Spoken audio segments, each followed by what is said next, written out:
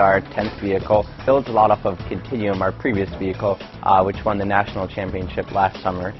So with Infinium, we're really hoping to place better than our team has in the World Championship. It's about 100 students across all the colleges in the university, and the goal of the team is every 2 years to design, build, test, finance, and race a car, solar car, in 2 international competitions.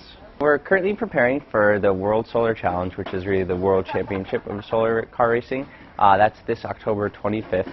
It's an 1,800-mile race across Australia. It goes from Darwin on the north coast to Adelaide on the south coast versus 40 of the top teams from across the world. The Michigan SolarCar team is placed first in the North American Solar Challenge 5 out of 9 races. The last race we participated in 2008 was our 5th time winning, and we won that race by over 10 hours, which was a huge winning margin considering that in 2005 the team also won the race. It was only by 11 minutes.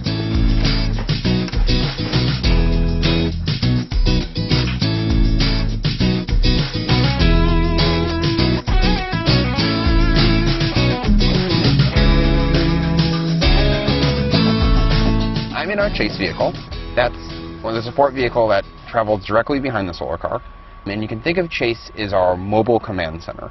That is where almost all of the strategists during the race sit and the crew chief. It's where all the decisions in our race caravan are being made. My job is basically to steer and brake.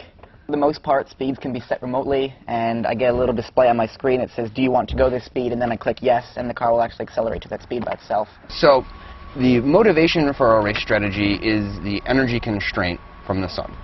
Myself and my fellow strategists develop algorithms and software that determine the optimal speed to drive the car, so we use up as much energy as possible and make sure that we cross the finish line as fast as possible. So Infinium is a lot smaller and more aerodynamic than Continuum, also a lot more lightweight, so we've been researching a lot of new composite techniques to make the car more lightweight. We're also working with new state-of-the-art battery and solar cell technologies that we really hope will give us an advantage over the competition.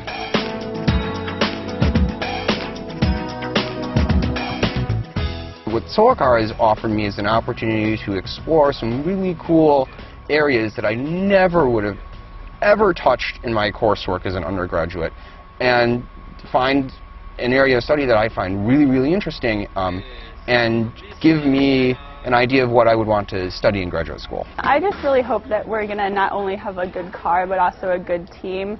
Our vision is to be the best solar car team in the world, leading in performance and innovation. And we say the best solar car team, not just meaning that we'll be the first team to cross the finish line, but also that we'll be a team that works together and helps each other out and trusts each other.